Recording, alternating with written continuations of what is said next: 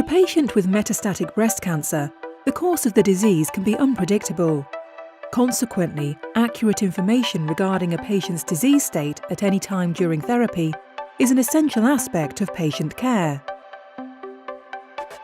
Disease progression has traditionally been determined by clinical examination, assessment of tumour size by imaging, and in some cases by following the levels of certain proteins found in the blood, known as serum tumour markers. All of these tools are limited in their accuracy and reproducibility. Conventional CT scans, for example, can be used to detect changes in tumour size but do not provide information regarding the biology of the tumour. Additionally, CT scans are typically done at intervals of several months because they are not sensitive enough to detect tumour volume changes in shorter periods. CT scans are difficult to interpret and only poorly able to determine if a patient has either responded to or has clearly failed therapy. The elevation of serum tumour markers is only weakly associated with the amount of tumour present and may be elevated for reasons unrelated to the tumour, such as inflammatory conditions. Also, the spike phenomenon, where a temporary rise in tumour marker level is seen 4 to 8 weeks following the start of therapy, can make clinical interpretation more difficult. Therefore, serum tumour marker analysis may be inconclusive and poorly correlated to treatment and patient outcomes. To optimise patient care, it's important for doctors to have powerful tools that provide accurate prognostic information for each patient at any time during therapy.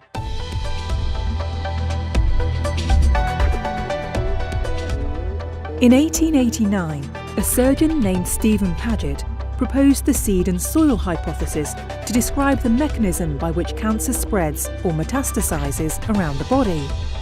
The seed refers to cancer cells that break away from a primary tumour in one tissue and eventually establish themselves and begin to grow in the soil of another tissue.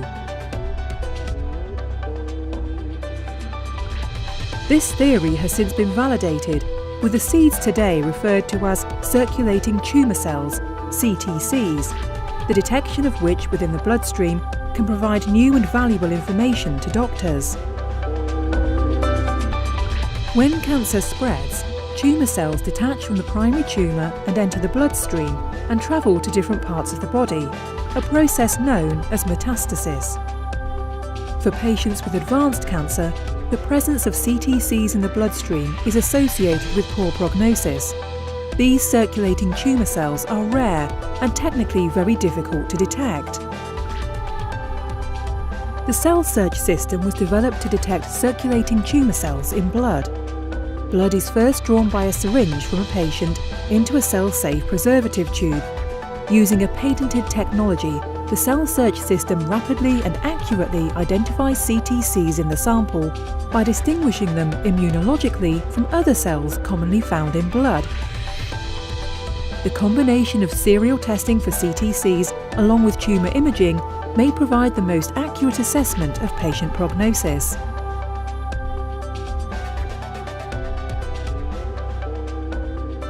Blood is drawn from the patient into a cell-safe preservative tube, which stabilises CTCs. When the sample arrives at the laboratory, 7.5 millilitres of blood is transferred into a conical tube and centrifuged to separate packed cells from plasma.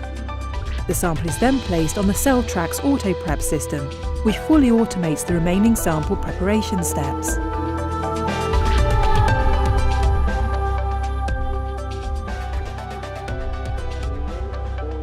First, the system detects the red blood cell layer and aspirates the plasma to waste, then resuspends the sample in buffer. CTCs are then enriched using ferrofluid coated with antibodies, targeting the epithelial cell adhesion molecule. Tumour cells of epithelial origin are thereby magnetically separated from the bulk of the cellular material within the sample.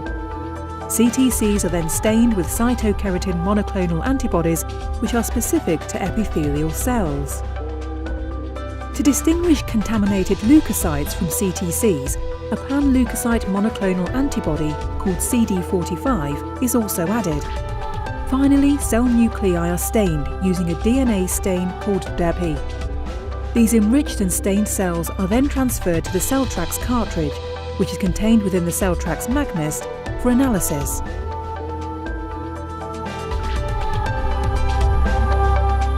magnest is incubated in the dark for 20 minutes. And during this time, a plasma magnetic force pulls the cells to the surface of the cartridge and holds them firmly in place. The magnest is then inserted into the CellTrax Analyzer 2.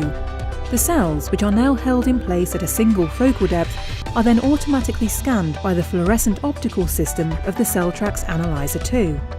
The CellTrax Analyzer 2 records fluorescent events and presents images to the user for classification. By this process, CTCs are identified as the cells that are positive for cytokeratin and DEPI, but negative for CD45.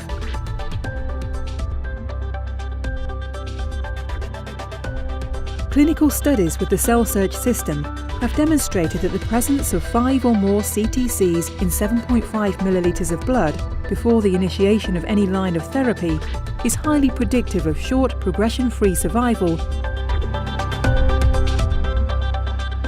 and short overall survival in patients with metastatic breast cancer.